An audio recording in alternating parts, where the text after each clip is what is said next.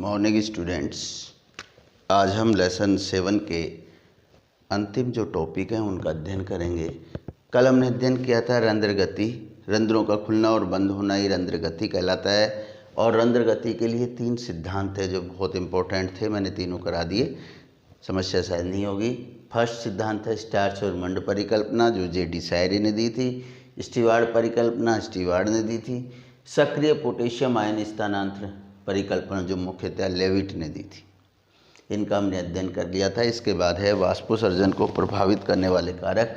तो वाष्पोसर्जन को 2 कारक प्रभावित करते हैं, एक बाह्य कारक और एक आंतरिक कारक। बाह्य कारक जो होते हैं अर्थात वे कारक जो भौतिक या वातावरणीय, उनको बाह्य कारक कहते हैं। और इसके अंतर्गत प्रकाश, वायु, प्राप्य मृदा जल, तापमान, वायु दाब और वायु आर्द्रता आती है, वायुमंडलीय आर्द्रता आती है। देखो बेटा, प्रकाश, वायु, प्राप्य मृदा जल, तापमान, इनकी मात्रा अधिक होगी तो वाष्पोसर्जन भी क्या होगा, अधिक होगा, और कम होगी तो कम होगा।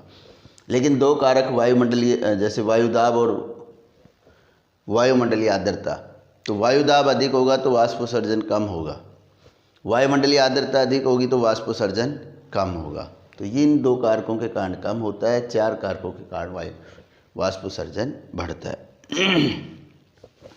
इसके बाद है पर्ण की आंतरिक संरचना, आंतरिक कारक भी वाष्पोसर्जन को प्रभावित करते हैं। और आंतरिक कारक 3 हैं, पर्ण की संरचना, पर्ण का दिक् विन्यास, मूल प्रवाहानुपात। पर्ण की संरचना का मतलब होता है कई पर्ण ऐसी होती हैं जिनमें रंध्र उभरे हुए होते हैं, बाहर निकले हुए होते हैं, तो वहाँ वाष्पोसर्जन अधिक होता है। कई पर्ण्स क्या होता है, उनके रंध्र धसे हुए होते हैं, मोम या क्यूटिकल का आवरण होता है, वहाँ यानी वाष्पोसर्जन कम होगा।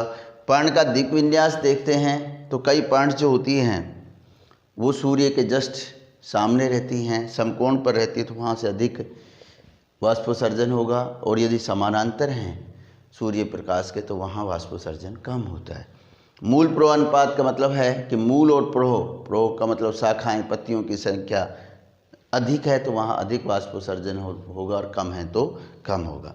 महत्व और हानि देखी जाए तो आप सभी जानते हैं वाष्पोसर्जन के कारण ही पादपों में रसारोहण की क्रिया होती है, खनिज एवं अन्य तत्वों का अवशोषण होता है, जल का अवशोषण होता है।